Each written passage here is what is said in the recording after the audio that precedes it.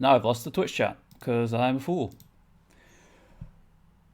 So this is technically season 5 of this show, Behind the Screen. Season 1 was on my Twitch channel. I did D&D. Season 4 is on my Twitch channel where I do Patreon OGL stuff. I was due to start this season 2 weeks ago, but I was horrendously sleep deprived and didn't feel like I could produce the show to the to a quality that I would be happy with. So I skipped 2 weeks ago. So I do apologize about that. But we're here. We're in stream 23 of Behind the Screen, episode 1 of season 5, Scion Hero. For those of you who are new to the stream, Behind the Screen is exactly what it sounds like. As you can see from here, GM Tips content creation stream. The format is that I just create content for one of the community content platforms, and on stream talking through my design processes, thought processes, making questionable decisions, horrendous typos, and generally trying to be entertaining while doing so. This is a perfect opportunity for you to ask any questions you may have about the adventure creation process, about kind of anything I've found on the community content platforms, or about the games, or about running Onyx Path games, or role-playing games in general. This is all prefaced with the fact that I do not represent Onyx Path in any way. I am not one of their freelancers. I am not on their books. Not many people are, but I'm not. I am a fan that they have merely consented to give this platform to, and I am eternally grateful to them for the chance. So with that being said, obviously all opinions are mine, all the mistakes are mine. Everyone's going to have their own interpretations of certain rulings, so bear that in mind as well. I am disabled. I do experience muscle spasms, which can lead to very visible twitching on stream, especially if it's in my neck or head area. If it affects my jaw or my tongue or my throat, it can produce a stutter or slurred speech. So I do try to manage that as best I can, but I do apologize if it is difficult for you to parse what I'm saying or disquieting for you to watch. Obviously, I'm not apologizing for being disabled. I'm apologizing if it causes any problems for you personally. I do also struggle with multiple trains of thought, so I'll generally try to finish one train of thought before going on to another.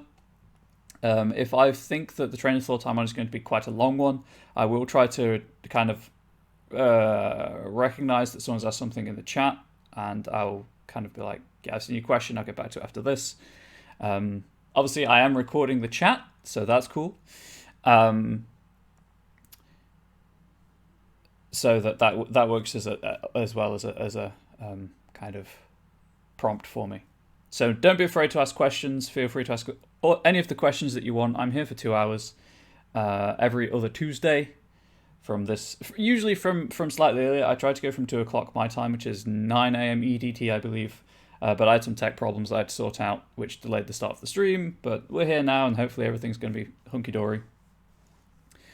Okay, so I mentioned that Season 3 was Scion. Season 3 specifically was Scion Origin. I created an adventure called A Rude Awakening. It's up on the Storypath Nexus. And it functions as an introductory adventure to Scion Origin and kind of Scion's interpretation of the Storypath system and to Scion's world and all of that. So it's cool. A couple of people have bought it. I've heard good reviews, just from talking to people on the Onyx Path Discord. And I ran that on stream way back at the beginning of this crisis when Onyx Path needed content. And I was like, I've got this content. Do you want me to run it for you? And they were like, please. It didn't actually happen like that. I just volunteered my time and they sourced out players for me. So I'm just going to grab the link for you in case anyone's interested. So it worked out quite well. But if you do want to see the adventure in kind of watch the adventure through before buying it for yourself. It's up on my YouTube channel. It's Comrade Bubbles. Go see if we watch a video later. Ask good questions. Thank you, Word Trinity. Yes, everyone ask good questions. These videos go up on my YouTube channel a week after they air on the Twitch channel. The stream is disconnected. Hopefully the recording, me recording this, does not break the stream again. What was I saying? Yes. So my YouTube channel, Comrade Bubbles, is where you can find the actual play of that adventure if you are interested in my previous sound material. There are no reviews on the drive-through page, so you're just going to have to take my word for it that I've had positive responses from people who have played it or who have read through it. Okay, so that was that. That's got that awkwardness out of the way. The main link to be aware of, however, is the Monday meeting notes. If you are ever kind of curious about Honest Path products and their status in development, or upcoming Kickstarters, or current Kickstarters, or just general news about things like, hey, remember like last month when Onyx Path VirtualCon happened? That was announced on the Monday meeting notes. That is this week's Monday meeting notes, would you believe? I'm going to go back to the Scion thing momentarily, but for now I'm going to continue on with this bit. Are kind of for pertinent information about products in development, in the development pipeline, you have to scroll all the way down to the bottom, and kind of it'll tell you where various things are in the development cycle. For instance, the Scion Companion's improving. That was kind of a gimme because I backed it on Kickstarter, and a lot of people backed Scion on Kickstarter and have been reading the companion and submitting errata stuff to the developers. So that's kind of a freebie.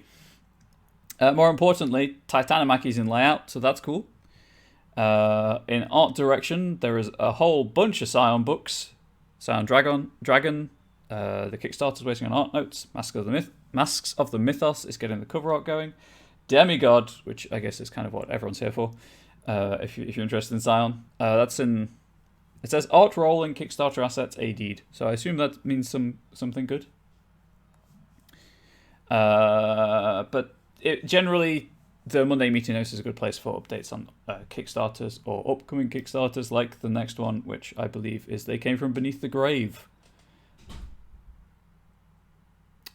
Did I close the door? I did. As a follow-up to They Came From Beneath the Sea, I think it is. Yes. Uses the story path system plus some extra stuff. And it's horror films from the 60s and 70s. So check it out if you're interested in pulp horror role-playing, because everyone should be interested in pulp horror role-playing. So obviously, going back to the previous topic of the conversation, A Rude Awakening, the previous adventure, is on the Story Path Nexus, available through Drive-Thru-RPG as a pay-what-you-want model. When I was doing the prep for this, I realised I never uploaded the revised version of A Rude Awakening, which tidies up some of the text a little bit and has improved linkage to various things. Not the least of which is kind of like the playlist where I did all the behind-the-screen notes and things. So, as with anything through Drive-Thru-RPG, if you buy the product, and it is pay what you want, so you don't have to pay for it, I feel distinctly uncomfortable paying for something that I've made with the Onyx Path's Twitch community, so go figure. Pay what you want. As long as you own the product when I update it, which I'm going to try and get that finished by the end of the week, you'll get the update for free. So go figure. Enjoy, hopefully. The next season 3? Yes, season 3 was the Redford Estate, Chronicles of Darkness, Introductory Adventure. That's definitely still going to happen and go up on the Storyteller Vault if I can find art for it. I've just been super busy with other projects for my own Twitch channel and my own kind of like tabletop stuff that I just have not had time to get around to proofing it, formatting it, doing layout work, and making it generally look like a proper document rather than just lines of text in a Google Doc. So that will be on the Storyteller's Vault at some point, hopefully, if it passes all of their like rules and regs, which I need to check up before I submit it. But that's all up on my YouTube channel if you want to see how I made that. And then this, obviously, Scion Hero. This is a direct follow-up to A Rude Awakening. You can see the working title of Eyes Wide Open. And it will take place a couple of days, weeks, however long after the events of A Rude Awakening that you need it to take place for your own chronicles. It'll feature the same pre-generated characters, just leveled up to hero. or built as hero characters. I'm probably not going to convert them. I'm probably just going to build them anew. Don't worry, I'm not going to build them all on stream. Ash was the pre-gen that we used on stream, so I'll be remaking them for this on stream, and then I'll do the other 5 off stream just to cut down on wasted time. But this, as with the Rude Awakening, I will be preserving the video credit with the chat box, so anyone who makes a suggestion, if it makes it into the finished adventure, you'll know who it is, because I'll this time actually add the link to the release copy of the adventure. And much as with kind of a Rude Awakening, we're going to treat this as an intro game. So a bit of context for those who don't know YouTube and people who watch this stream a lot. You'll be sick of hearing this by now, but hey, I run a lot of introductory games. I run taster sessions for role-playing games. At the Onyx Path Virtual Con, I had the great pleasure of running a Scion taster.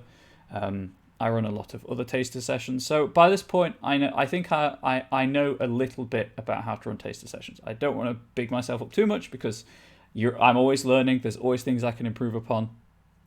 But generally speaking, I want to provide players with the ability to get to grips with a system they don't know, generally through something with extremely low stakes. Get to allow them to experience different things, so give them like a couple of social scenes or an investigation, and then obviously you end things with a huge fight scene, because that's what brings people back for more. And especially with Scion being a pulp fantasy game, the kind of leaning into the pulp action it will help. It helps get across the feeling of the game. Happily, Scion has 3 different kinds of scene. You've got intrigue, action adventure, and procedural. So intrigue's the social, action adventure is the punching, and social is the... Social's the social stuff, it's the talking.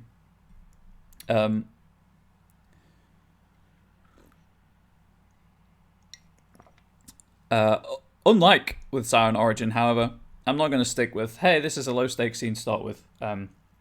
As this is Scion Hero, I'm going to operate on the principle that pretty much anyone who's bought it is intending to run it for people who at least know the basics of the story path system. You will still need Origin to play this, because that's where the core rules are for the story path system, for the Scion line anyway. But this will make use of stuff in Scion Hero, like antagonist, knacks, qualities, flares, templates, boons, purviews, all of that good stuff that makes Scion Hero what it is. Including the Pantheons. Now, obviously, in Scion Origin, your Divine Parent has, let's say, very little bearing on you. You get 1 calling, you get a knack from that calling base. Obviously, you can build upon that, you can get more stuff, but you have no legend with which to use boons, and with which to use boons. And certainly for A Rude Awakening, the core conceit there was to introduce players to the world, capital W, to the world of Scion, which is obviously where the gods, where the mythical denizens are. Titans, those are the big things. So I was trying to keep that very much kind of the player characters starting out know as little about the world as the players potentially do. They start as unaware mortals, and the world unfolds around them and teaches them about itself. For those who may be watching this and haven't seen Season 2, or who don't know anything about Scion, or who have forgotten, Scion takes place in a world very much like ours, except all of the myths are true. So the sun is at the same time being pulled by a chariot, being pushed by a dung beetle, or being chased by a wolf. All of the creation myths are true. The gods exist outside of time and space, so as soon as someone believes that they did something, they've always done that thing. It allows you to tell some cool stories. The gods don't generally interact that much with humanity, but they occasionally sire children, where scions come from, or create scions, or adopt scions. And it's very much the world writ large. This will be, again, just using kind of the default Scion assumption. So, like, the Titanomachy is a thing. The war is cold, but the Titans are trying to break free. There are Titan-spawned cults everywhere, and the Scions are generally being used as pawns in their parents' games to do what they want them to do. So, this is ordinarily where I'd be like, hey, here's the adventure outline, this is what we're going to do, but I'm not going to do that. No, I decided I'd be foolhardy. Let's say foolhardy because it's a lot nicer than an idiot. I let this slip intentionally, would you believe, during A Rude Awakening, but it's been a while since I let it slip. But A Rude Awakening, a big part of that is a gang called the Demon Barbers, something like that, pushing a drug called ink. Player characters find the source of the ink in Oakvale, where the adventure's set, and that will then lead them to Fairview, which is kind of my generic American pulp Hollywood city. Clearly, I'm not American myself, so a lot of it's just viewed through the lens of Hollywood, and particularly because there's a Scion, through Hollywood action movies. So we're going to go crazy with stuff when we get there, but the Demon Barbers and Ink, I revealed that they were a cult worshipping Sweeney Todd. Now, I thought about this, and I've retconned that into Sweeney Todd being a mantle. So a mantle is like a fraction of a deity, a part of a deity. Part of a deity's kind of like personality and powers. The gods, as I say, don't interact with humanity much because they don't want to get wrapped up in fate with a capital F and be changed. So they kind of incarnate through mantles. So they're never fully manifest in the world. They're generally around as fractions of themselves that can sort of safely interact with mortals. Now, clearly, Sweeney Todd, even as a mantle, isn't an existing god. There's no two ways about it. He is not Theoi. He is not Teotl, Tuatha Danann, Manitou, Shen, Kami, whatever. He is not a mantle of one of those. He is his own thing. So, I believe I also mentioned that I was doing a pantheon of public domain literary characters because I don't want to get sued and I don't have the time to do a lot of research into which characters are and are not safe to use. So I found a list which apparently is all public domain characters. I'm hoping it is. And we're going to be using that as inspiration. So if you haven't picked up on what I'm doing, before we even get started with the adventure, we need the Pantheon. So the first couple of streams of this season of Behind the Screen, square bracket, Scion, hero, square bracket, we're going to be making the Inkborn Pantheon. Now, there's not that much there aren't that many guidelines provided in the main rulebooks for Pantheon creation, but fortunately in the upcoming companion, which I've read because I backed on Kickstarter, there are. Now, obviously I can't share that information with you because it's not like public release yet, so I'll be summarizing it as best I can, but there's like a whole example of creating new pantheons. It does use the Atlantean pantheon, which is cool, but we're going with narrative figures. It's going to be an atypical pantheon because clearly, like the narrative figures, they probably haven't created the world. I need to get to the relevant place. There we go. Step 3, origin of the stories. Whoops, daisy.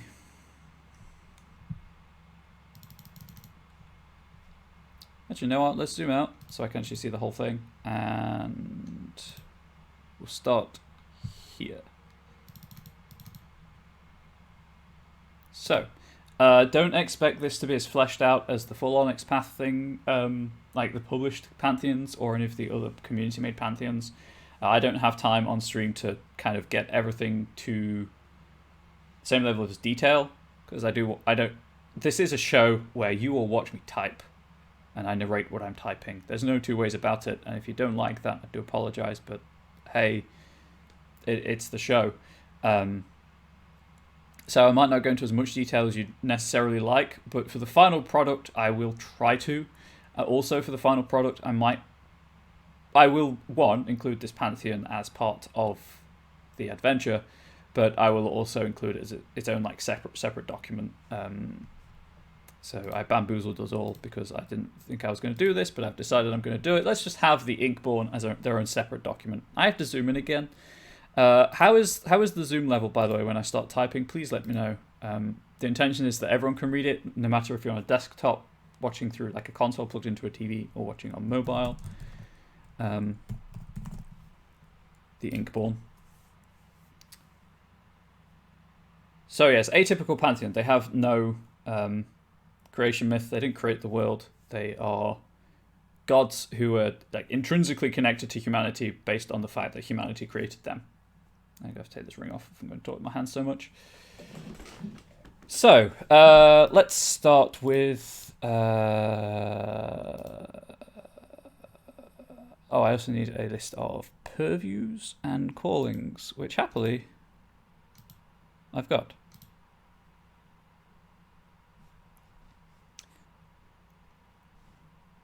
As each god has their own purview and calling. But first of all, we need to establish the Inkborn. So kind of the general write-ups for Pantheons. Just check I'm not actually not capturing this PDF. Where's the Pantheon list? There's the Pantheon list. General write-ups for the Pantheons kind of start with like the history of the Pantheon, and then their main other worlds, and then kind of their effect on the planet, shall we say, in terms of like where they're worshipped and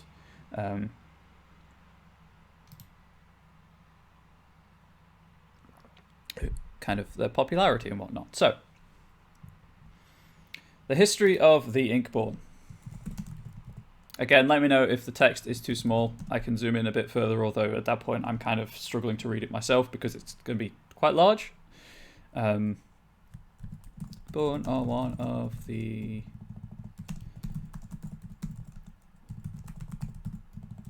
most recent pantheons to reveal themselves to the world.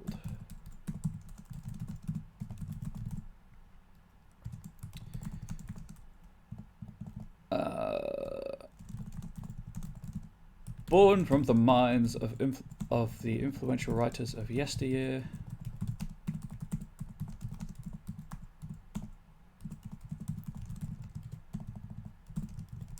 do the Inkborn know what it is to struggle to find oneself?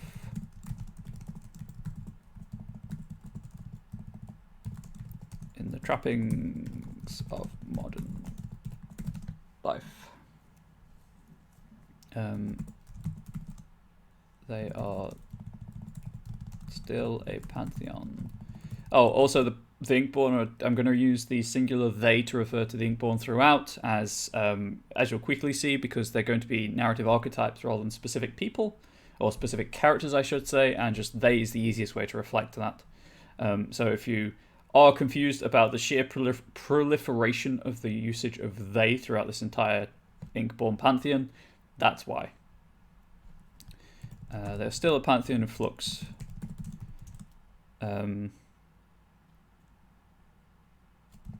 Defined as much by their original forms as by new incarnations being found today. How long do these generally go for? 4 or 5 sentences. Okay, that's fine. Because the worshippers bit comes later, so this is like, as I say, this is kind of like the brief history of the Inkborn.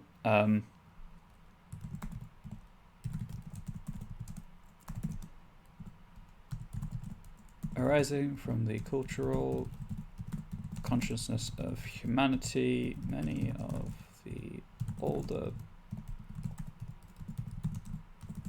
pantheons see the Inkborn as upstarts treading on their toe.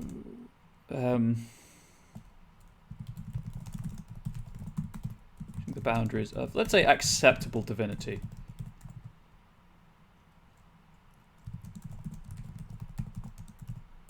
Inkborn themselves only know that they are something both greater and lesser than humanity.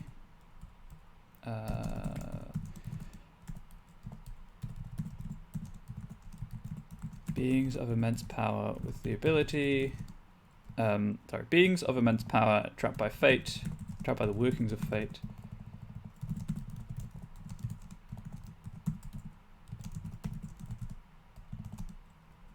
Able to change the world around them.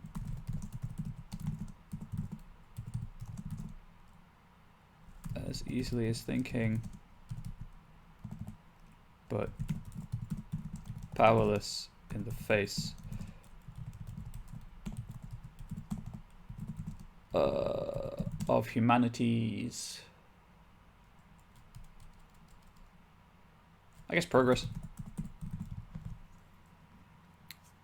Obviously, a large part of Zion is the gods struggling. Is the gods don't really change because they don't want to, and kind of the struggle that produces when they interact with the world. So, 2, 3, 4, technically 5, technically 6. This is a connected sentence. These are two connected sentences.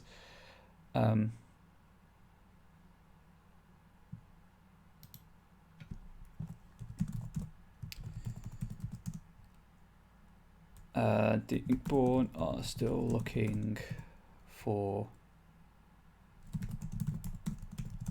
their place in the world.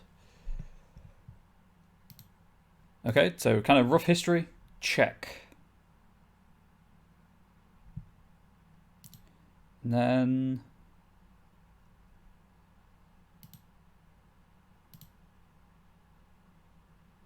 this is kind of like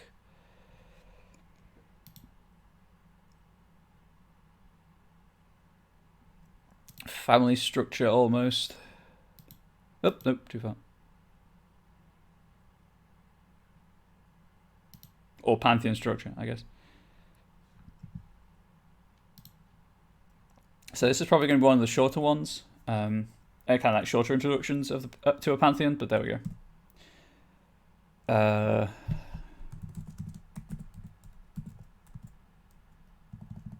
As a young Pantheon, the gods, the Inkborn, let's just keep calling them the Inkborn for now, are still figuring out their relationships, not only to one another, but also to their worshippers, as beings composed entirely of... also, I should say, as part of this, yes, we're creating a new Pantheon, but I'm also going to do a Pantheon-specific purview for them. I'm thinking right now of something to interact with fate bindings. But I will not be creating any new callings or purviews. I'll just be using the core material because I don't hate myself that much to try to do too much on stream. As beings composed entirely of narrative archetypes, the Inkborn don't fit into the traditional family model of many pantheons. Instead, spend a lot of their time jostling for primacy,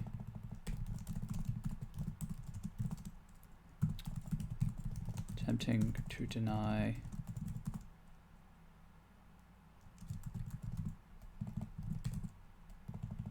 that's how I spell Titanic.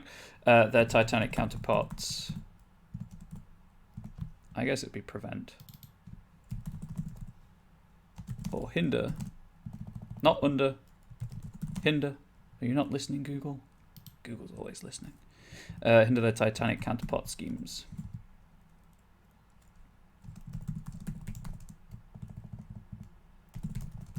That being said, there is some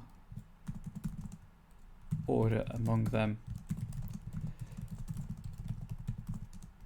with many of the Inkborn slowly being subsumed by more general archetypes to create a handful of primary gods among the Pantheon. 1, 2, 3. That's 4 sentences. Let's just check a couple of things.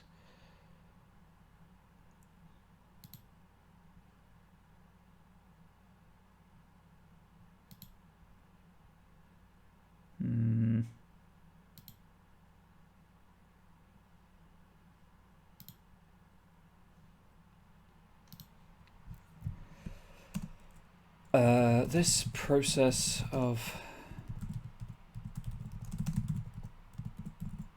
consumption, I guess is the best way to put it, is painless as one god seamlessly is seamlessly integrated into another.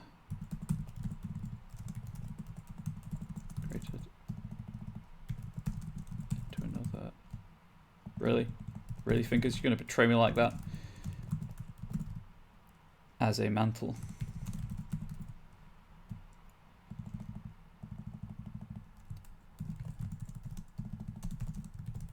Whilst the Inkborn may not be as numerous as some of the other pantheons, some folk,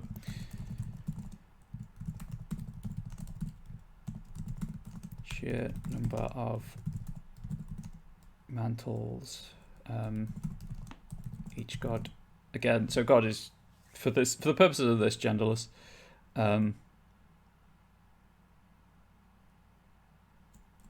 Demonstrated, that's the wrong word. I guess has access to. Far outweighs anything the other pantheons can muster.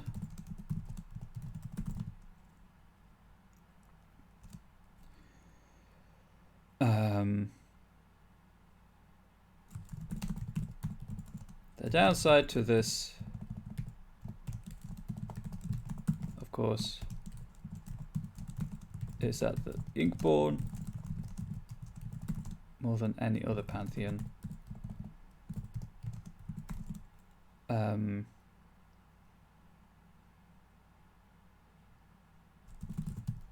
easily shaped by public perceptions.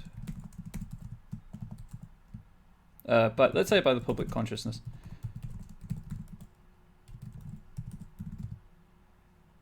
Yes, consciousness. And then kind of the worshippers.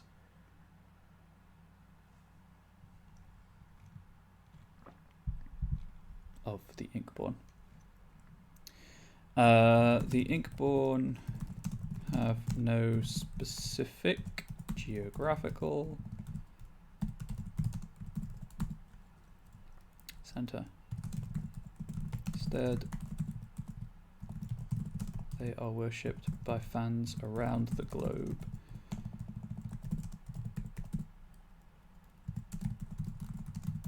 Prayers are uttered in every language.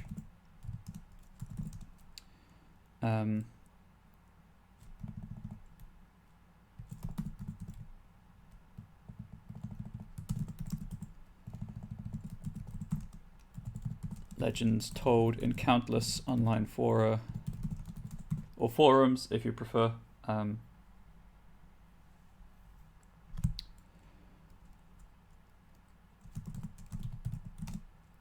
And cults populated,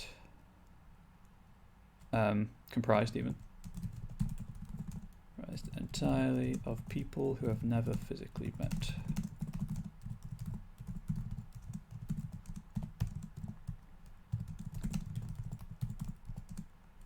Inkborn derive their power from works of fiction who outgrow their creators.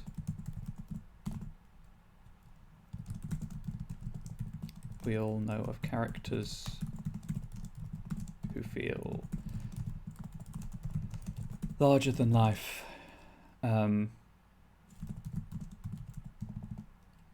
Let's say author here, so I can use creator there. Creator insists they have met their creation.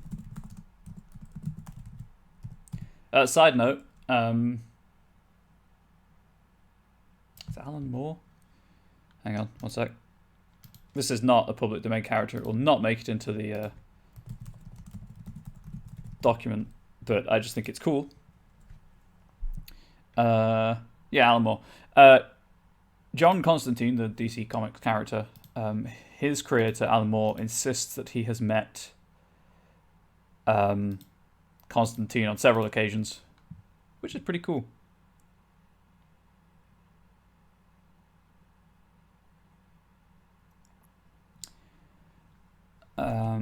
So I've just got to reply to a message.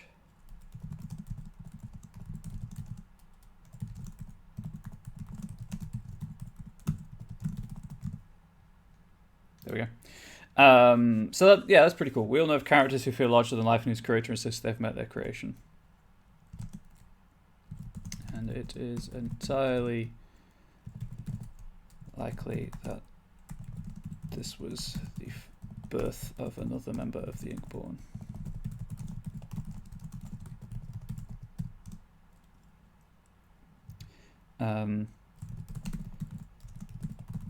Not every member of the Pantheon can be found in the pages of a book. As more and more forms of storytelling become popular. Okay, sure, why not?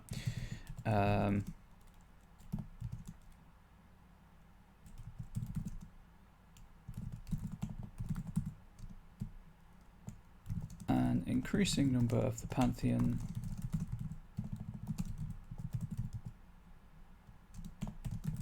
or mantles have been born from digital or oral traditions. I think that kind of covers the introduction to the Pantheon. Obviously, I'll tidy it up and add anything I feel needs adding. Can I do columns in this just to see how many that does? I can. Cool. I'm going to undo this because I don't like typing columns. It just looks weird. But that's size 11 Arial on an A4 page and is about what I wanted, if I'm being honest. Cool. Excellent. Good. Control Z. Oh, click in the window. Control Z. Okay, so obviously after the introduction to a Pantheon, then you get into the principal members of said Pantheon. So I'm going to have a principal members heading. Also, any of the guidelines I'm saying, like, hey, now is the history, now are the worshippers, that's entirely my understanding of the writing process based on just reading stuff. No official guidelines are being used here. It's just what I'm taking away from reading the documents and the rules. Okay, so principal members.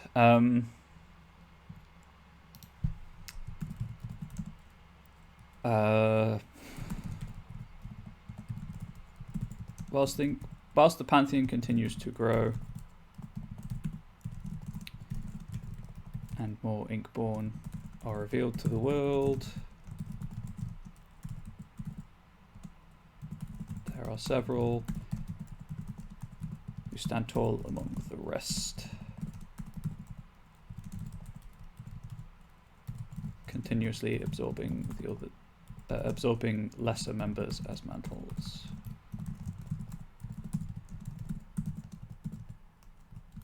These members of the Pantheon are those with the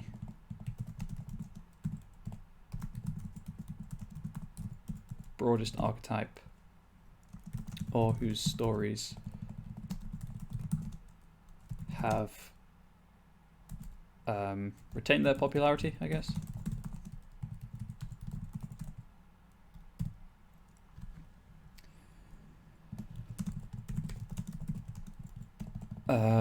Allowing them to draw upon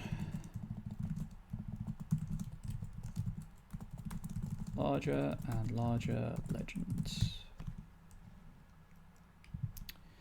And then you get down to naming them, right? Yep.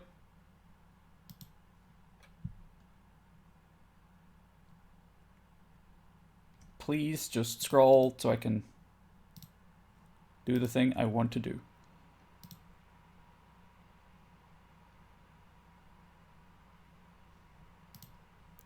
A lot of these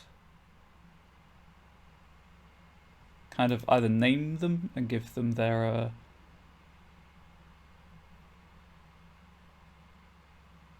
cool. Okay. So let's see how these archetypes, which I may as well just copy into the document so that you can see what they are, relate to each other.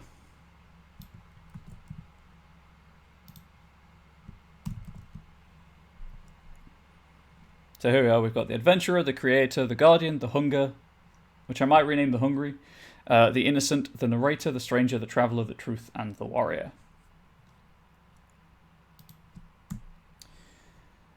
Let's give them some sort of hierarchy.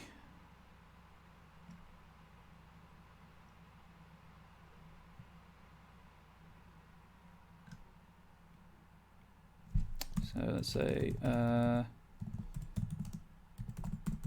humanity's obsession with progress and development has allowed the Creator to remain the most prominent of the Inkborn.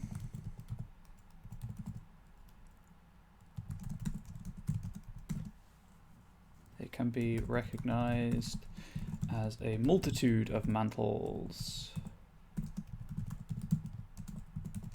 each of which, let's say some of which, let's say many of which, also mantles needs capitalizing. Whoops-a-daisy.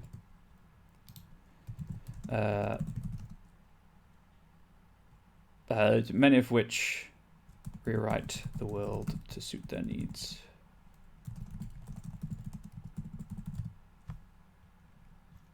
For my peace of mind, I'm just going to delete these as I cover them in this general principal members overview, and then I'll just re-import them. Hope that's fine.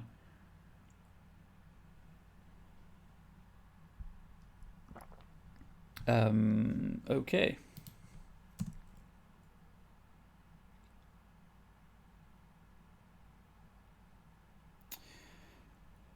So the next one would be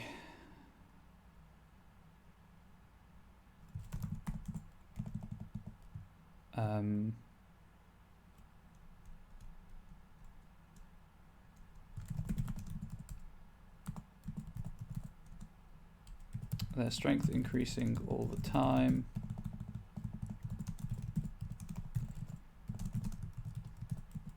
Both the Hunger and the Innocent are never far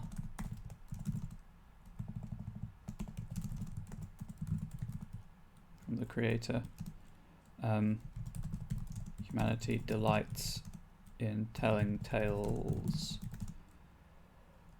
of naked ambition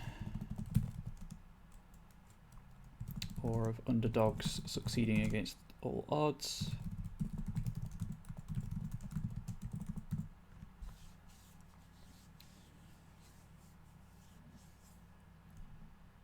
Okay, so that's these two.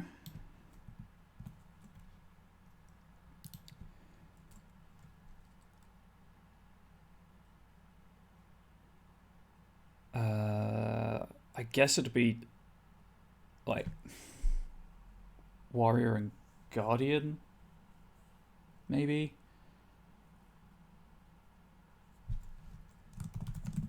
But what story is complete without conflict?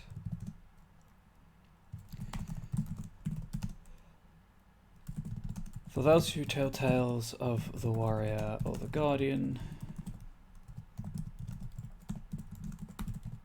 these deities are rising stars,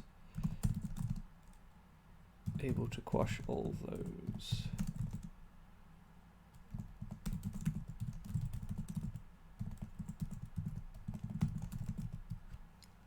Who would demean them?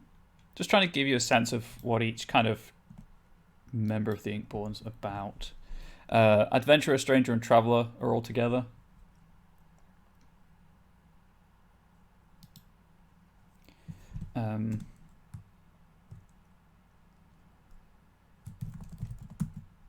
Of course, conflict can arise in many situations and provide little in the way of story.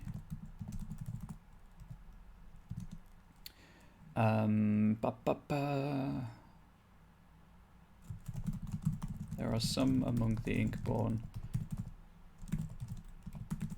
who view the journey as more important.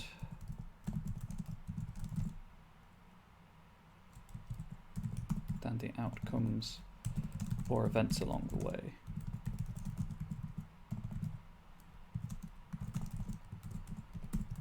For the adventurer, stranger, and traveller, the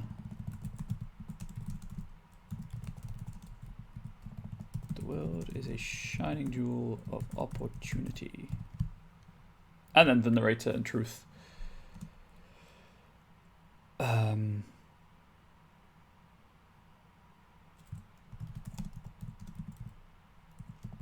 No story can exist in a vacuum,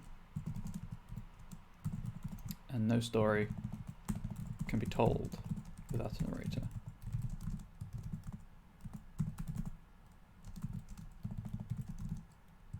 Or a truth at its heart.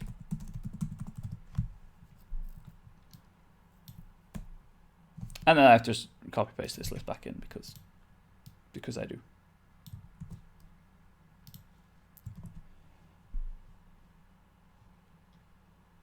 And then we make these heading 2.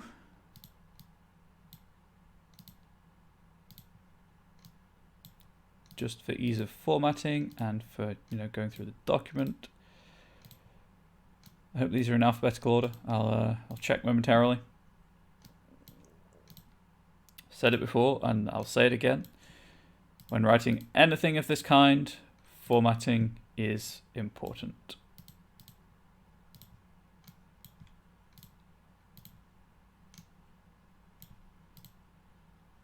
There we go. Okay, so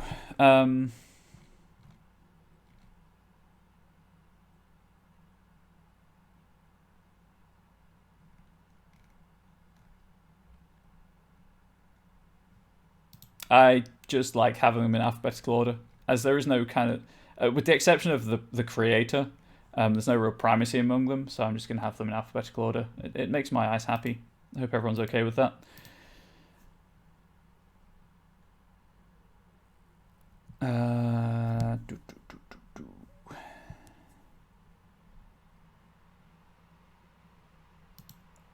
So the Inkborn is all about, in fact, I'll make a note of this. I'll make a design in this note.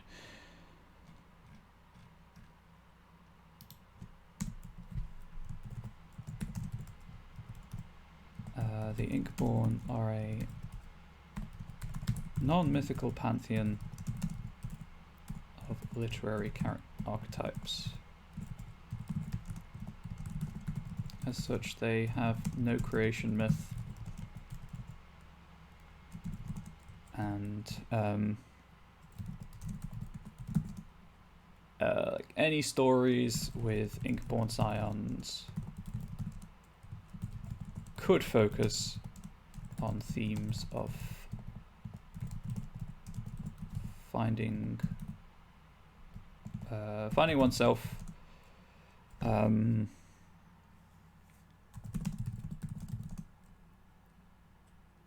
guess like the power of obscurity, maybe, or the struggle to be recognized for your own merits.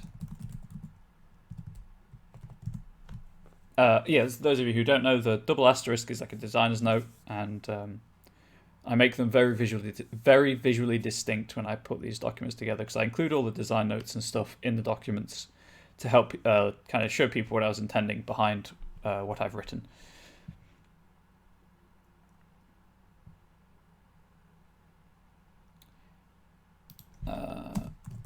They do, however, as seen below, have their own over/underworld and a handful of terra incognita.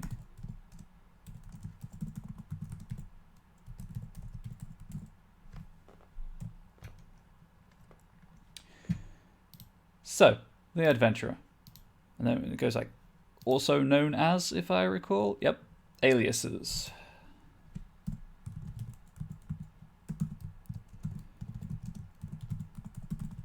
That's how you spell Alan Quatermain, right? From King Solomon's Mines. I've got it in this list of public domain characters. Hang on. Oh, right. I accidentally closed that. Where is it? I think that's how you spell it. That looks about right. Yep, that looks about right. I think we could maybe classify Ahab as an adventurer. Maybe not. Maybe not. Phileas Fogg, though. Also the Challenger. Also a traveller, of course, but I just go to the right window. There we go.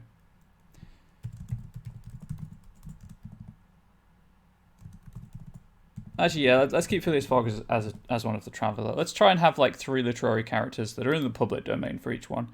Jim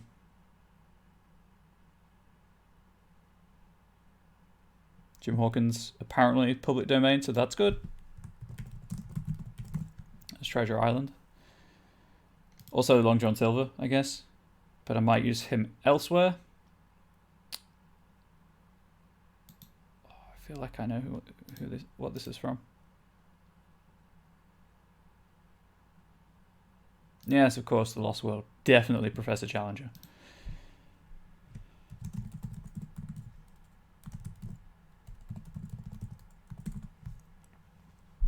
So those are the aliases for the Adventurer, and then we have... I will also try to include kind of like, hey, this is why I've given them these callings and purviews as design notes. I'm pretty sure that this entire section will be artless, because there's no... I'm a terrible artist. I cannot afford to commission an artist, and clearly there'll be no extant art unless it's in the public domain, which there won't be, that fits kind of the general layout of you know, Honest Path Scion products. Okay, so a bit of the myth, how it reacts to, how they interact with the world with their purviews, and then their scions. So paragraph on the myth, paragraph on how they interact with the world, and a paragraph on their scions. Cool. So the myth. Adventurer is driven to push their boundaries.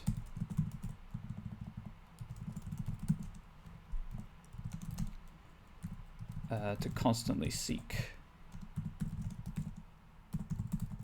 new experiences and rediscover lost truths.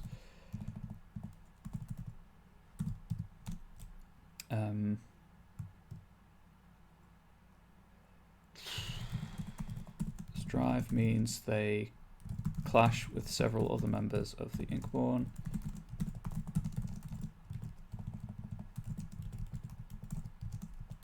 Most notably,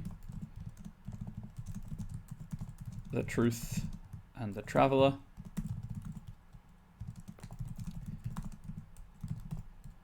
But their squabbles are usually more over the correct way of doing something than whether or not the adventurer should do it.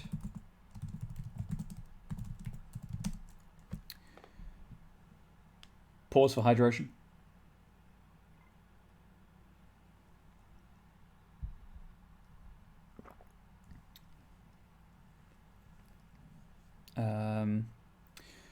Let's say also fake literary archetype myth. I may have been a bit ambitious with this project. Oh well, too late now.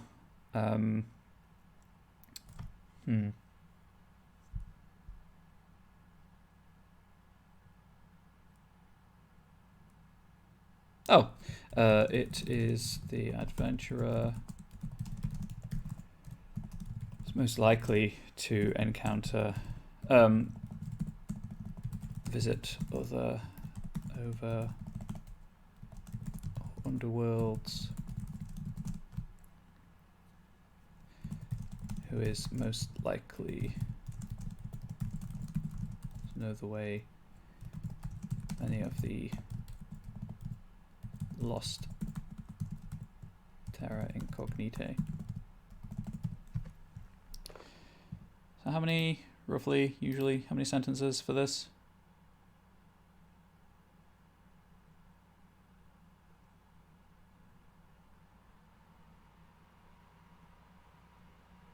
It seems. Let's maybe go for another one.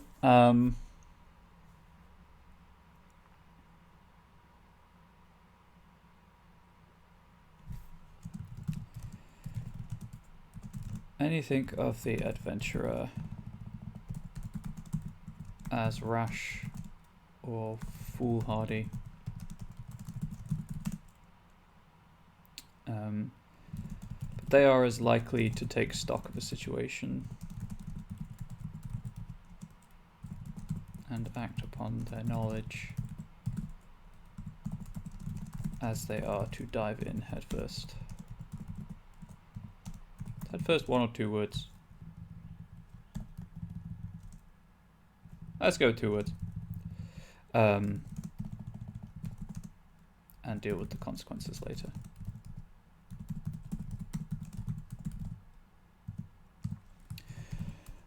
Unsurprisingly, again, if you have questions, feel free to ask. Obviously, this is just me typing and narrating, so please feel free to ask if you want to break it up.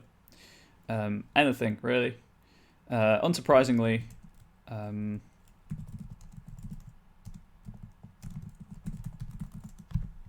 let's see how these are worded.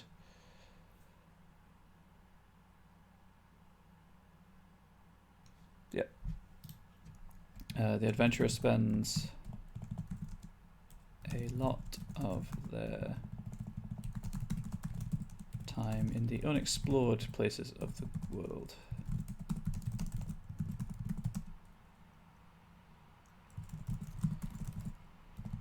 They are the guide escorting documentary crews through the thickest jungles.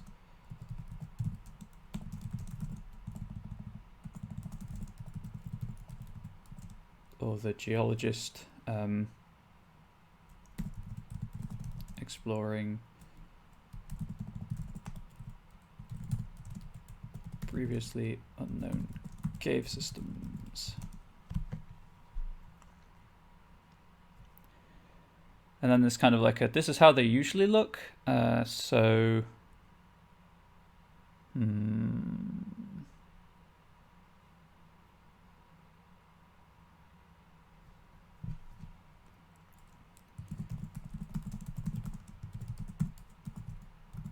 whatever their incarnation, the adventurer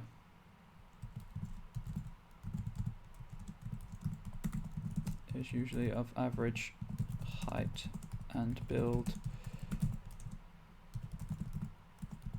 utterly unremarkable save for a winning smile and eyes that gleam, with a passion for discovery.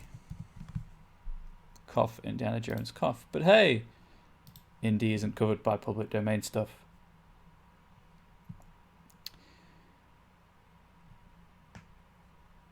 Kind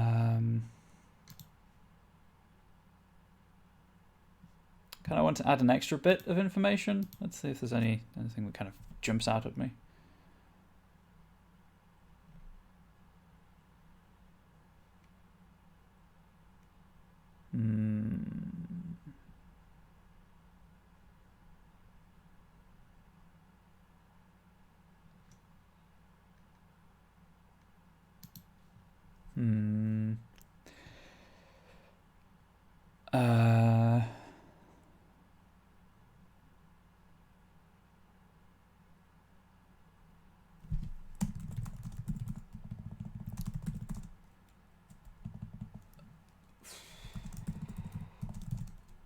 With their need to break new ground.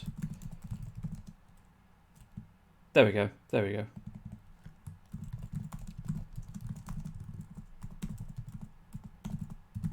Whilst many of the adventurers' incarnations are focused entirely on physical adventure,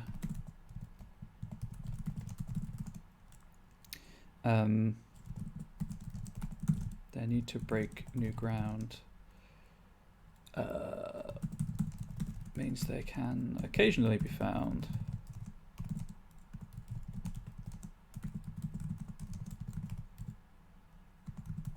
in research laboratories,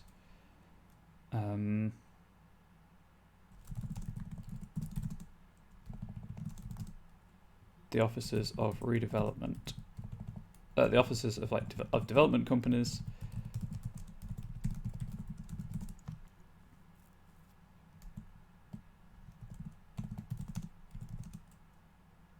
or in construction organizations, research and development organizations. There we go. Please. Research and development organizations, comma, and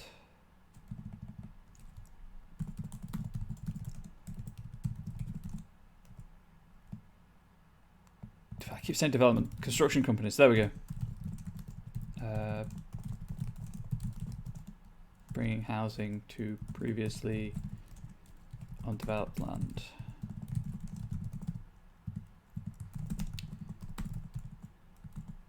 The adventurers' scions are generally passionate about whatever they find interesting, as likely to be chosen as born. These scions are natural. There aren't any natural leaders.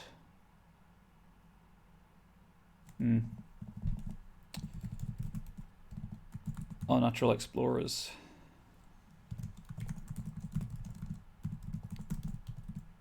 Gifted with a wanderlust and an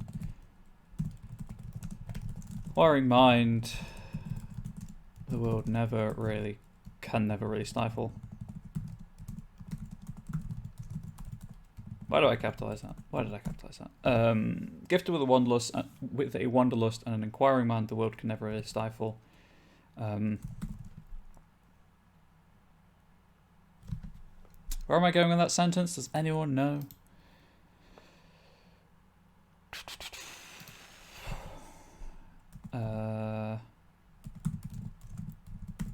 They rarely accept defeat for long and will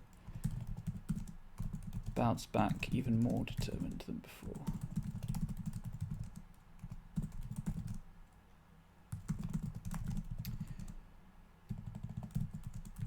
Even the most timid of the adventurers, scions,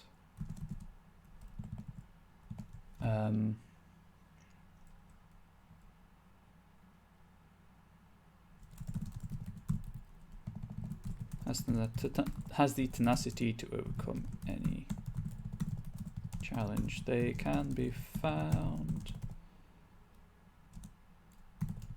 in similar fields to their patron.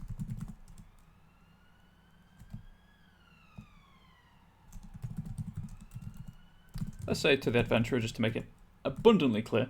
They can be found in similar fields to the adventurer. Are more likely to listen to others or to carefully plan ahead. And then callings and purviews. So, callings. 3 callings. So each deity has 3 callings and like between something like 4 and 7 purviews. Where did that list of callings go? This is the wrong document. That's why I can't find it. List of callings. There we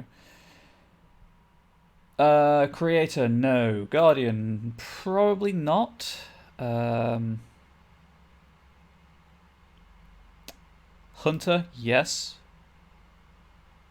Liminal, probably. Maybe Sage. Kind of like learning stuff as they go. Yeah. Hunter, Liminal, and Sage.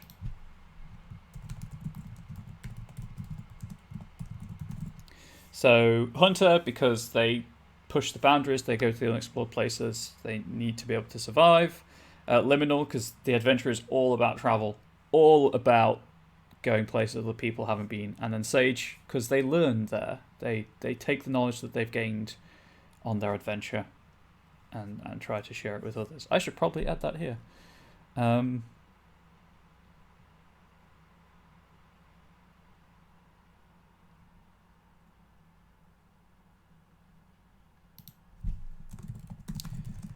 they have learned everything they can from an adventurer, from an adventure even.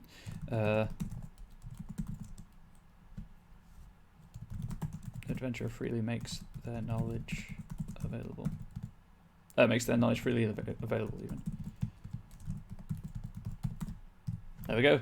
1 deity. Oh, right. Purviews? Purviews. There we go. Purviews. Pause for hydration.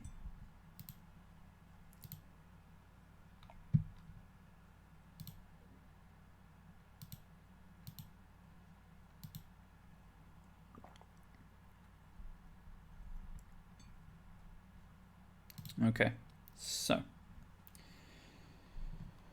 Artistry. Probably not. Beasts, maybe.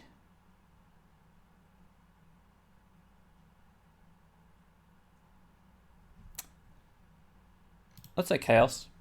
I keep going to the wrong window. I have so many windows open. Purviews, chaos. The more headstrong aspect of the adventurer, let's say. Okay, so 1 purview. Darkness, probably not. Death, maybe. Perhaps. We'll come back to that. Deception, probably not. The element of earth. Maybe. Epic dexterity. Epic stamina. It'll be epic stamina. Why do I keep going to that window? That is never the right window. I'm an idiot.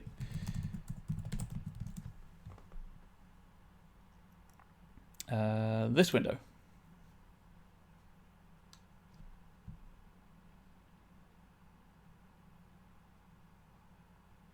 You know what? Let's give them the 3 epics of dexterity, stamina, and strength.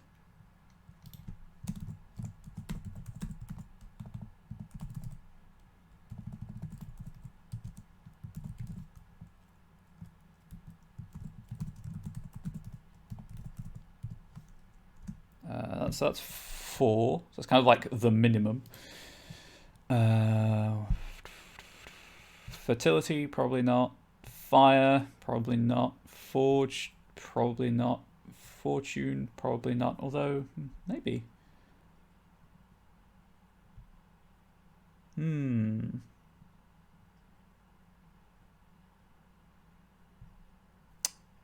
Might go with Fortune. Journeys, obviously.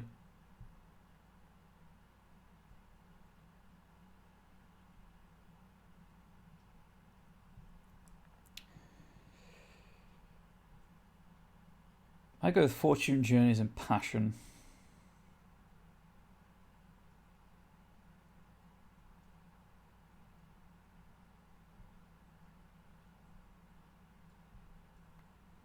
Because they're not...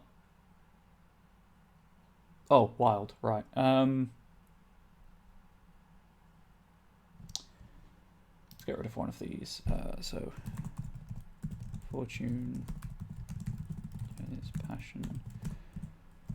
Wild. Let's get rid of one of these epics, because there's also the Guardian and the Warrior. So let's say Stamina for the Adventurer. So Chaos, because they can be foolhardy, reckless, push on into parts unknown in the pursuit of adventure. Epic Stamina, just being able to keep doing that. Fortune, find it easy to make friends along the way or to have good luck. Journeys, because they're all about the journey. Passion, because wanderlust, the need to explore. And Wild, because they go to the wild places of the world. So 1, 2, 3, 4, 5, 6. I might put Earth here as well.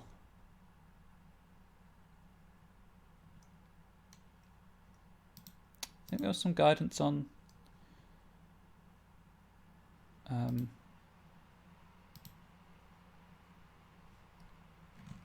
like how many purviews to give each deity, but I could be wrong about that. I think it was between 4 and 7 though.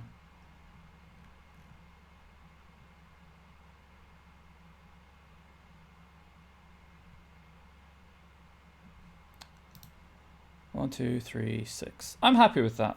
Now let's go with Earth as well. For kind of just because they're predominantly going to be on some sort of Earth, traveling it, and be able to draw strength from it. Okay, the creator. Aliases. Frankenstein.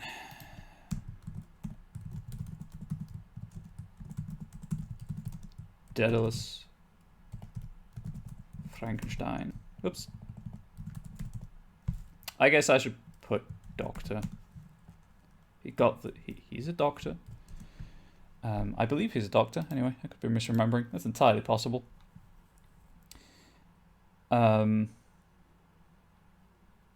Pygmalion. If Pygmalion is public domain. Does anyone know if Pygmalion is public domain?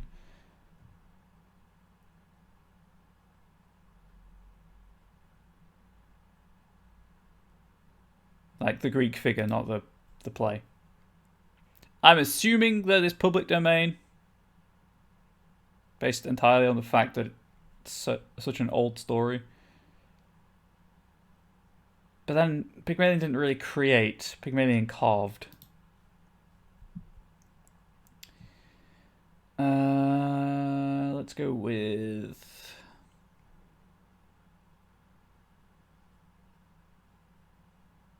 Wow, that's a very short list of scientists, inventors, and spacemen. Just trying to think, kind of like pop culture-y things.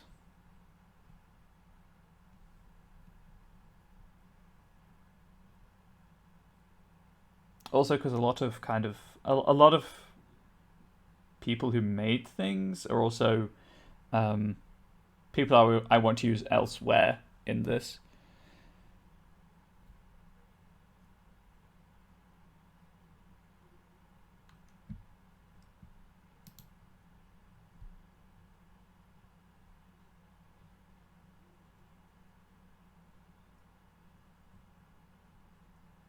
Dr. Moreau. Let's go with Dr. Moreau.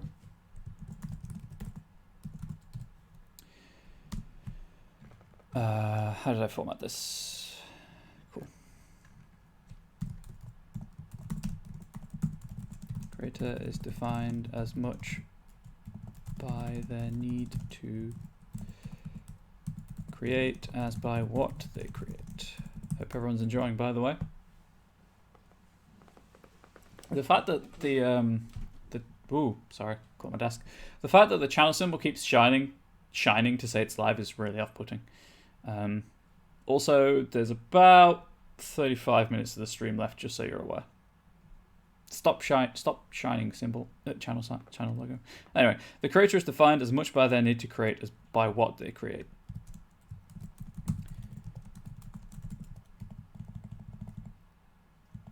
Creation for them is the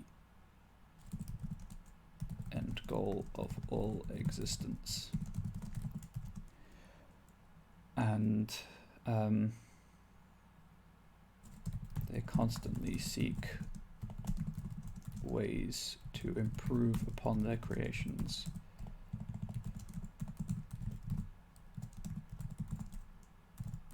Whether through refining their methods, improving their equipment, or teaching their creations.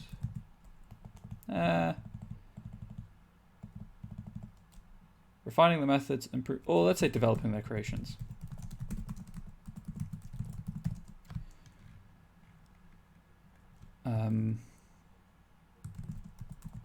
A growing trend among cults dedicated to the Inkborn posits that the creator created all pantheons.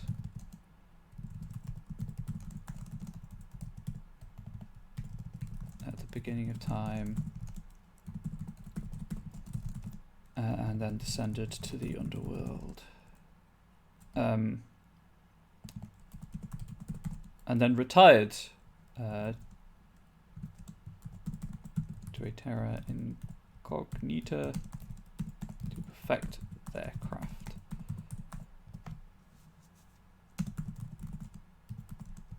Whether or not this is true,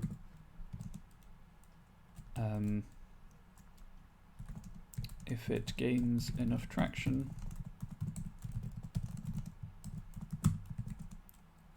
creator will have done this. How many lines did I? About 8 for each, I guess.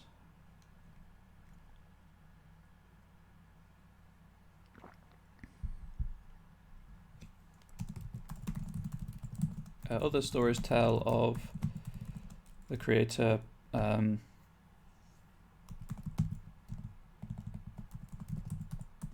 transgressing against societal norms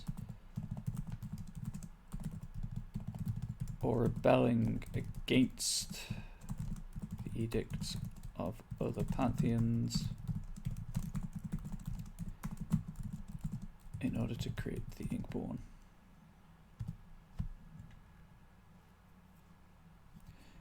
As is the case with many things, truth may never really be known.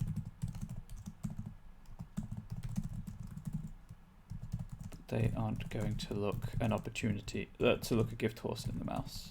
Gift horse in the mouth. At this opportunity their legend pass by.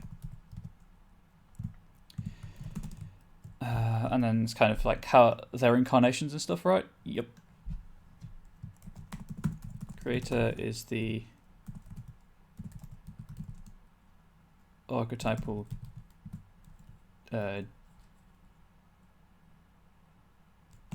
let's say absent-minded genius.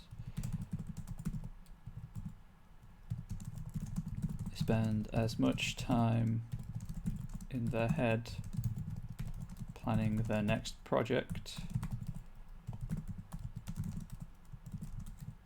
as they do working out the kinks in the last one.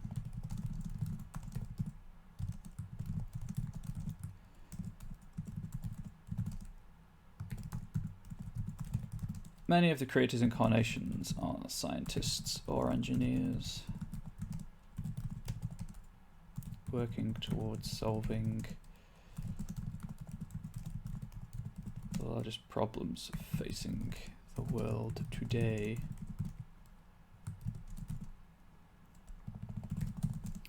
World hunger. Incurable diseases. Uncurable? What? I do words good. Uncurable diseases and famine. Let's say climate change.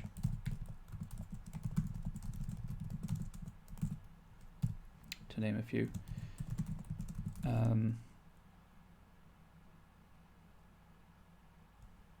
Others are professors in community colleges.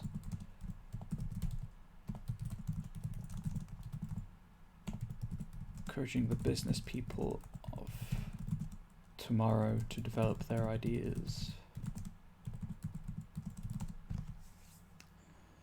Or investors looking to support new project, cutting edge projects. There we go.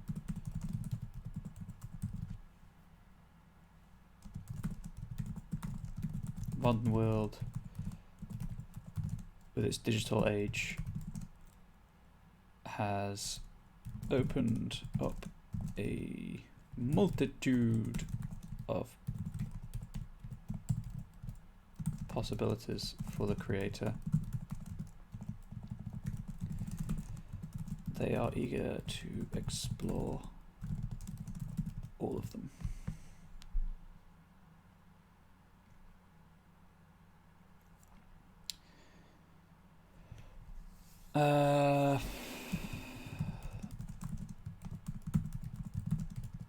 Many of the creators'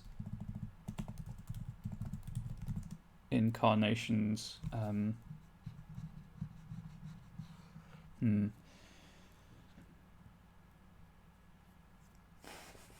let's say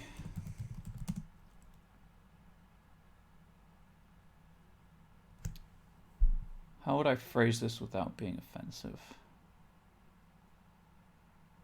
Okay, I don't want to rely on like stereotypes and things.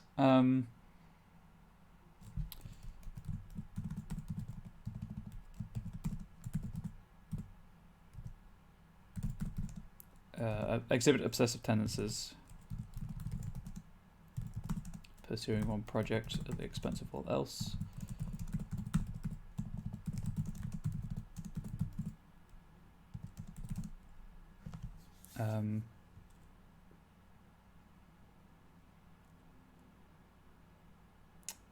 Or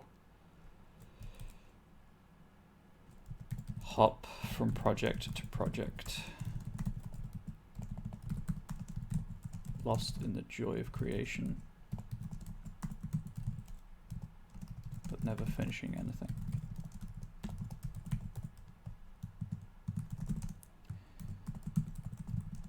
The creator scions are progressive thinkers, intent on bringing change to the world. Perhaps unsurprisingly, creator has the creatore has the highest number of created science among the Inkborn. As they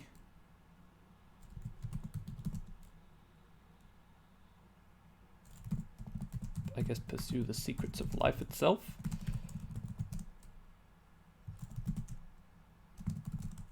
They are drawn to fields where they can start things.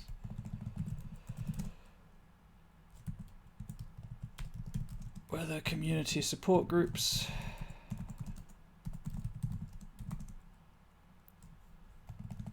medicinal trials,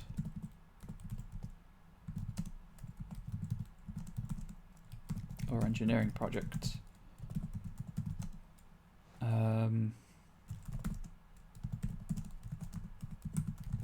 Love of creation colours everything these scions do.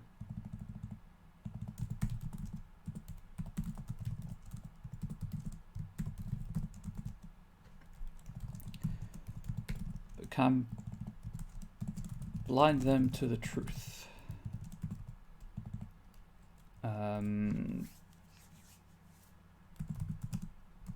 What can be created can also be broken.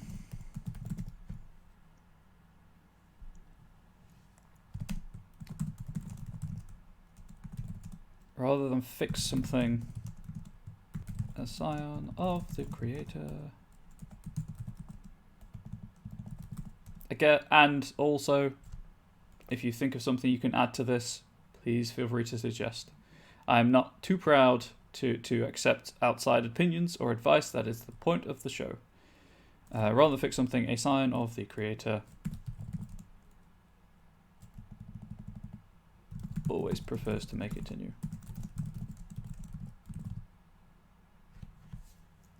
Oops, it's after an S. Plurals are very important. Okay.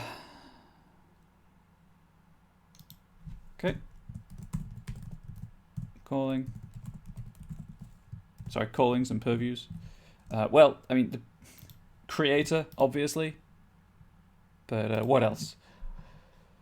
What else?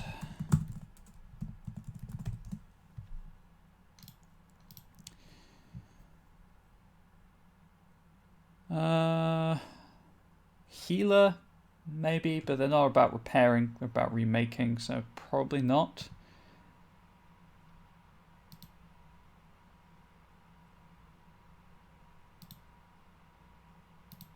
Judge. A lot of the time they'll know the rules and then they'll push against them to create what they want. Perhaps.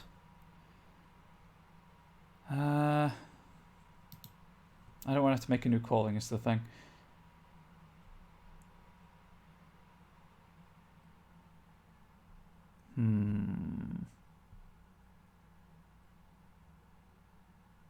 Leader, probably. I'll go with leader and sage. And then purviews, well, forge, for obvious reasons. Let's see what other purviews there are. Is there just like a list of purviews in this book rather than having to scroll through page by page? Nope. Not in that one. Okay.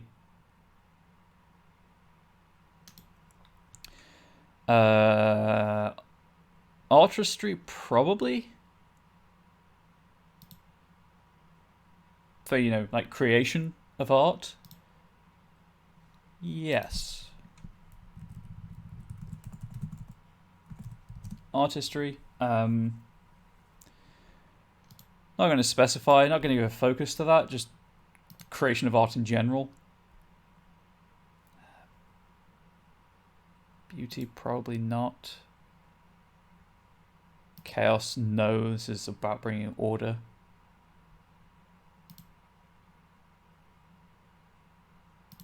Ignoring death, not about deception or elemental stuff. Fertility. Again, tying in with the creation of life.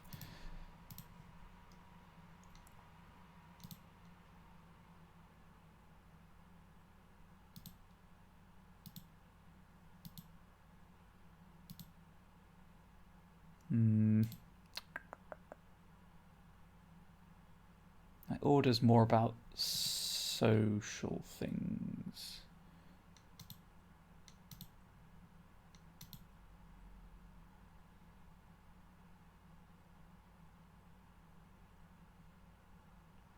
Could go with stars or moon for the symbolism of like of insight and inspiration, perhaps. Might go with order. Might give them both order and chaos, actually. Maybe not.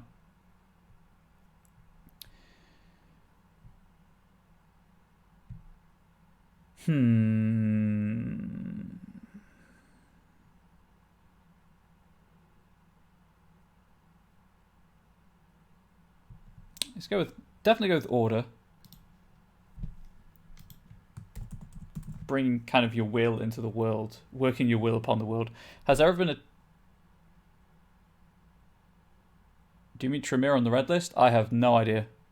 I'm sorry, I'm not so hot on kind of deep vampire lore.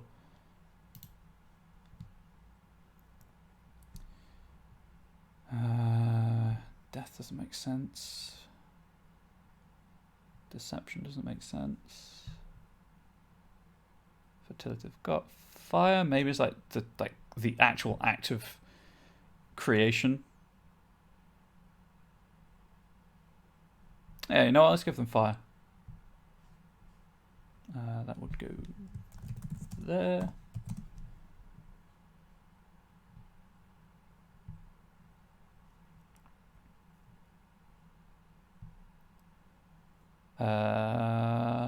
Okay. Inspire another character with flames of enlightenment creativity. Yep, that fits with what I want. Forge, obviously. What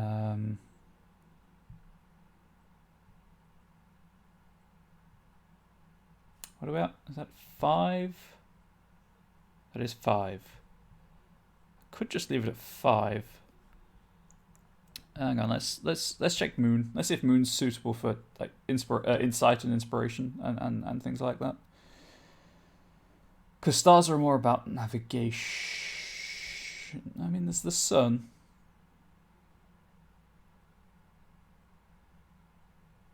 That doesn't really work. Where did Moon go? Let's check the Moon boons. Moon boon. Where can you go to find an answer? There's the Onyx Path Discord. I'll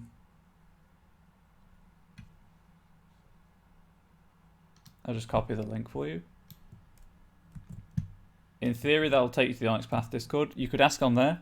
There's also the Onyx Path Forum, where you can ask questions like that as well.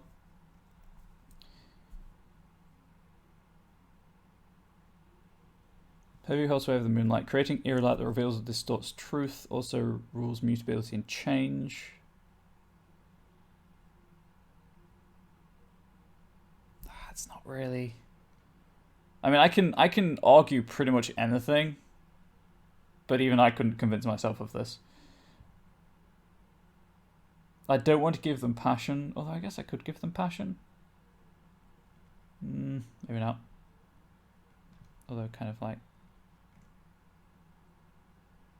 They are driven by their passion to create.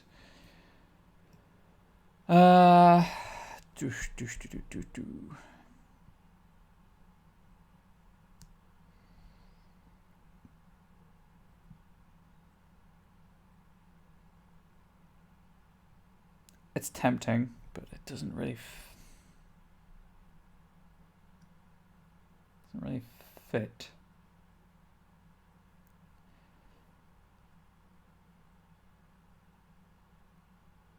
And then the sun's not really applicable. War, no. I think I'm just going to leave it at those 5.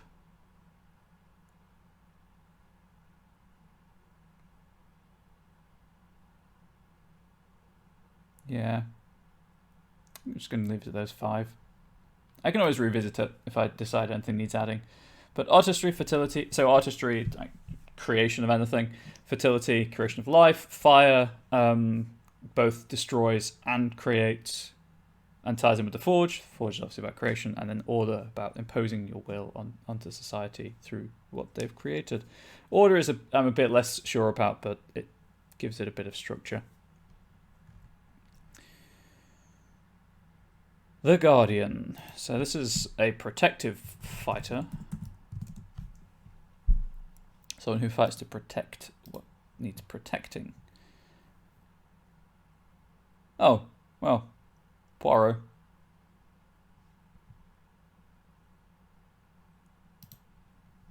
Oh, that's the wrong window. Apparently Poirot is in public domain. So that's cool. Sherlock Holmes is going elsewhere. Do not be concerned about Sherlock Holmes. Sherlock Holmes is going under the truth. Okay, so we've also got...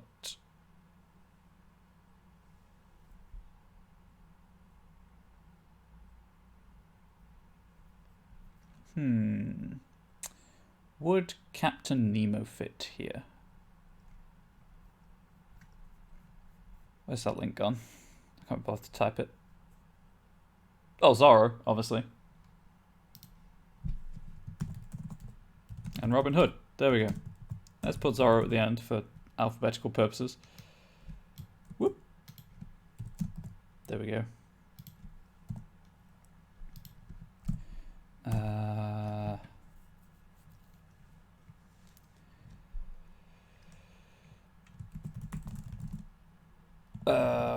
Where there is conflict,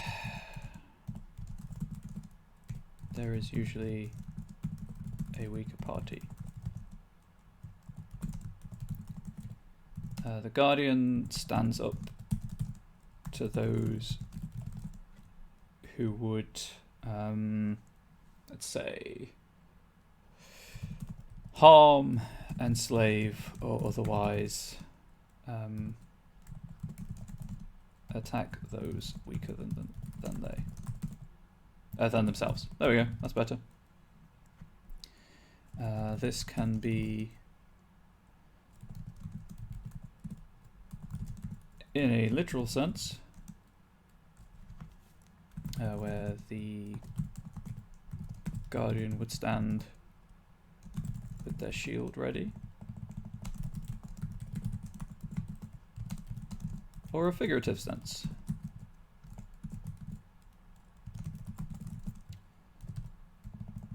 Where the Guardian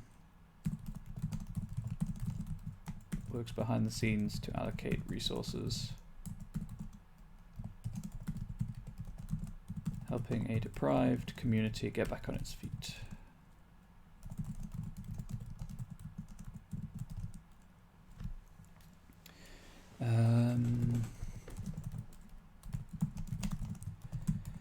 Many stories of the Guardian put them in opposition to the warrior to get on very well. Both are driven to fight for what they believe in.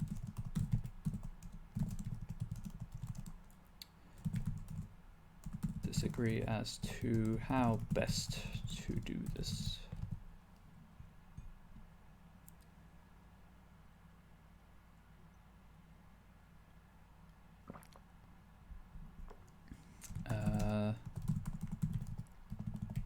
Guardian is as, let's have the Guardian as a trickster deity. I mean, obviously Robin Hood and Zorro kind of, and Poirot were, so it does make some sense. The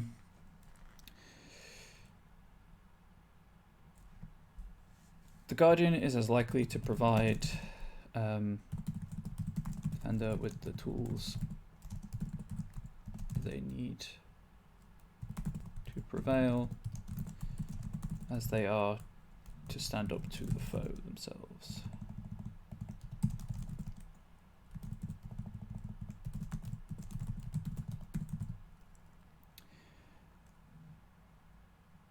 Okay, and then how they interact with the world.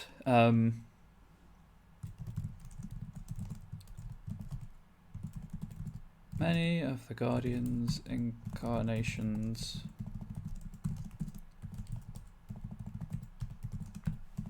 can be found on the front lines. Poverty, war, or similar large-scale problems.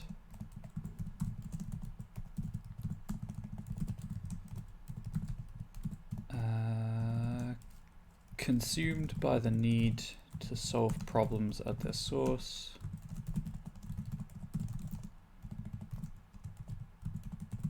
Guardian very rarely intervenes. On a personal level. It is not to say they do not keep an eye on those they decide are their charges. It's about 5 minutes left, just so everyone is aware. If you're kind of just sticking around to the end, or kind of trying to tough it out, so to speak, I'm gonna put you out of your misery soonish. Because there's usually like a 5 or 10 minute outro. So, also technically speaking, I should stop streaming now, but I'm pretty sure it's fine. So I'm just gonna try and finish the Guardian, and then we're good. I will just check the Discord though to see if there is anything immediately after this, but I'm pretty sure there isn't. So I'm gonna aim to finish the Guardian, and then I'll wrap up. That one and that one. In fact, I'm the only thing on today. Interesting.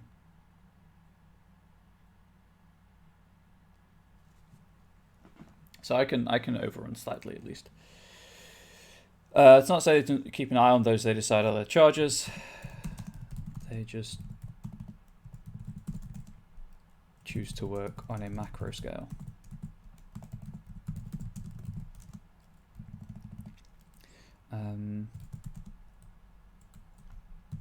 It should come as no surprise to learn that many of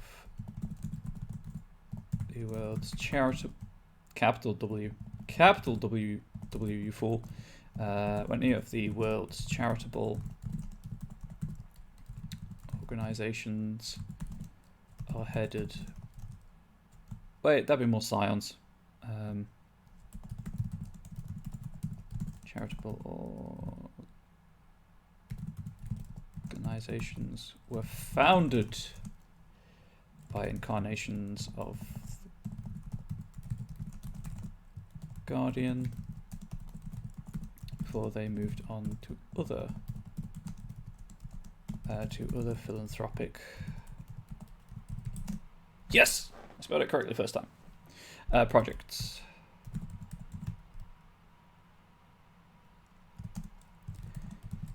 Maybe more surprising to learn that some of those same incarnations also created some of the world's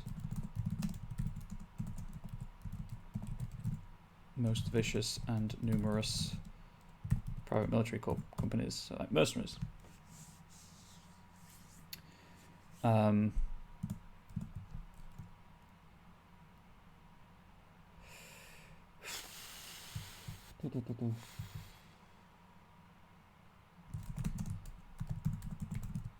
Guardian Scions usually fill the void left by the Guardian. And they move on. More in touch with humanity.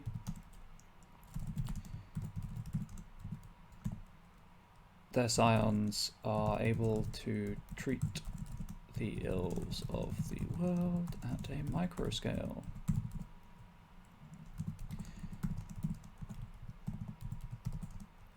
And And can be found in many war-torn or disaster-stricken places.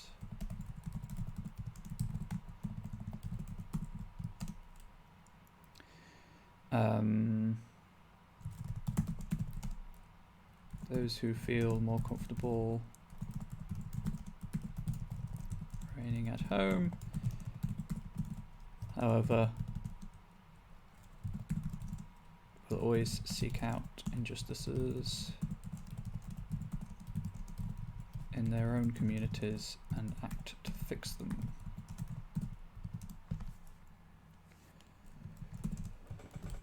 The Guardian, what the heck was I spelling there? The Guardian does not interfere often in the lives of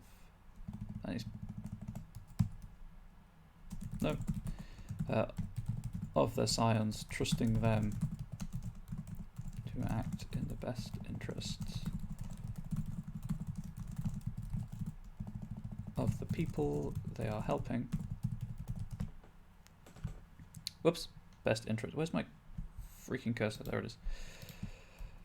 Hey, do you ever lose your cursor? Because I do it quite often when typing, especially because my mouse turns off or it goes into standby mode after 5 minutes of inactivity. So I'm just kind of waving it for the movement, and I haven't realized how long it's been since I've moved it, and I get really confused. When they do is to offer insight or to point them towards more deserving causes. Of course, what's an incarnation obsessed with the big picture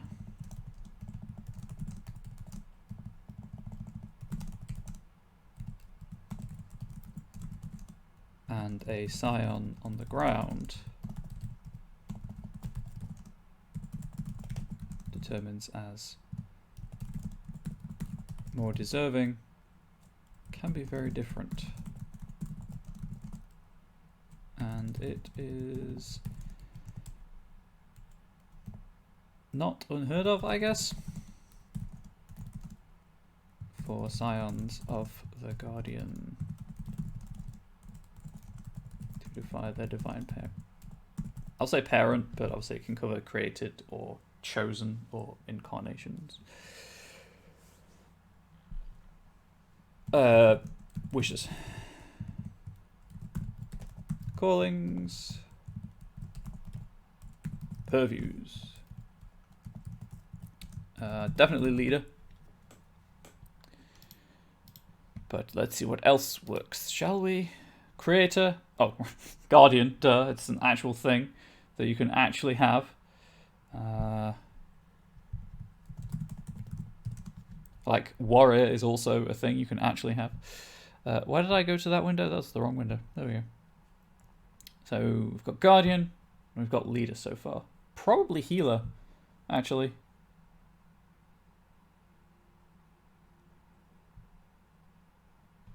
Yeah, let's go with healer.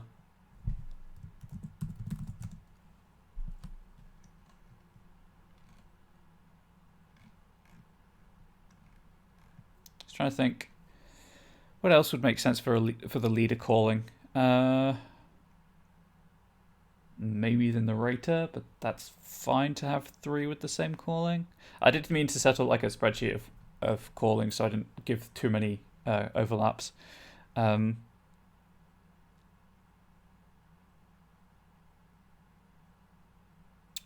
Yeah.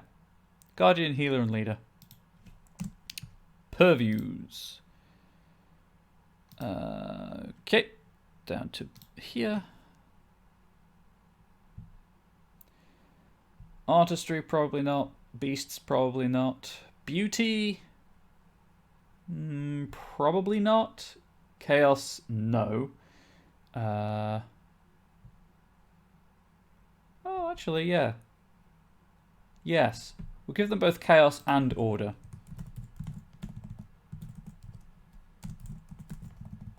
As purviews. As well as other things, obviously. Chaos. Darkness. Maybe. I might give them both like darkness and sun.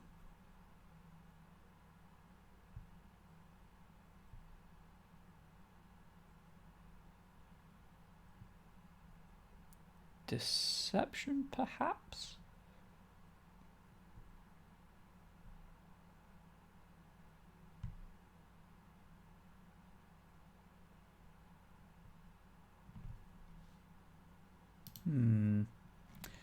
That's already been claimed.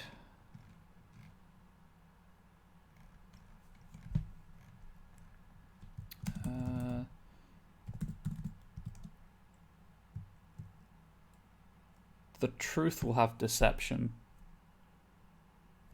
Maybe also the stranger, so if I don't give them that. Fortune. That's 5. I might leave it at that.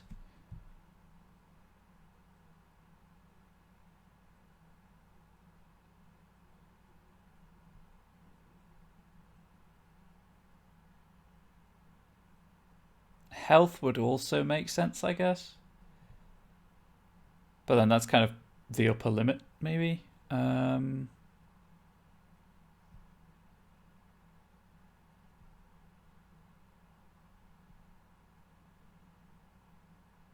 also prosperity.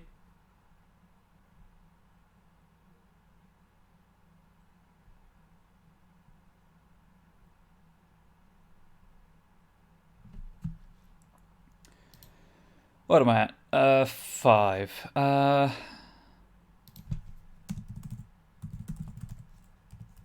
Let's do the 7. Let's give them the 7. So Guardian, that's literally the name of the deity. Healer, healing people to protect them that way. Leader to help people. And then the opposing Chaos and Order, because they use whatever tools are at their ability, whether it's sowing chaos or using societal norms and structures to help people. Darkness and sun, again, same thing. Fortune and health and prosperity are all about helping people improve or be luckier or whatnot. So I think that's okay. I'm just trying to think where like deception would be. And I don't want a trickster calling, but I think probably the stranger would be a trickster. And the truth. For reasons that we'll get onto when we get to the truth. So I've done three of these today. So I'd probably guess we're going to take another 2 streams, maybe, to get through the rest of the Pantheon, and then do like the Titans and the Overworld. Maybe 3 streams thinking about it with relics and whatnot. On just Pantheon creation. So hopefully it's sort of entertaining and informative to hear my thoughts as I go through this. Again, this will be released as a separate, probably released as a separate product if you don't want the adventure, if you just want the Pantheon. Although they'll both be pay what you want, so the adventure won't cost you anything anyway.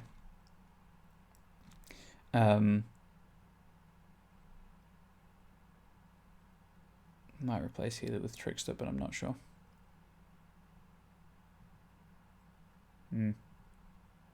Anyway. Yeah, I might do that.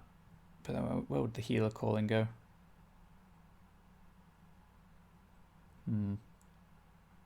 Curse you, 3 calling limit. Anyway, I hope everyone's enjoyed. Again, for updates on Onyx Path products and projects and Kickstarters, you will want to hit up the wait, where's it gone?